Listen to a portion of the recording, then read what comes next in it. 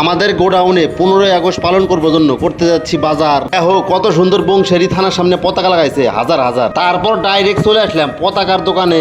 অনেক রকমের ছোট বড় পতাকা ছিল সেখানে। কালকে যে গরম পড়ছিল ঘাইমে সিমে বেড়াইতেছে খালি কষ, তাই দুইজন মিলে মাইরে দিলাম কুশালের রস। সব জিনিস কেনা হয়ে গেলে এখন একটাই শর্ত, কারণ গোডাউনে যায় আগে খোলা লাগবে গর্ত।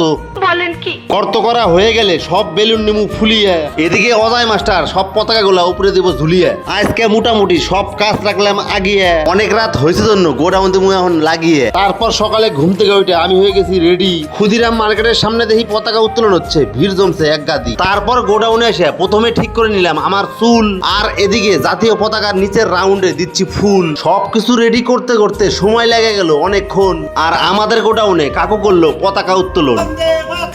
বন্দে মাতরম।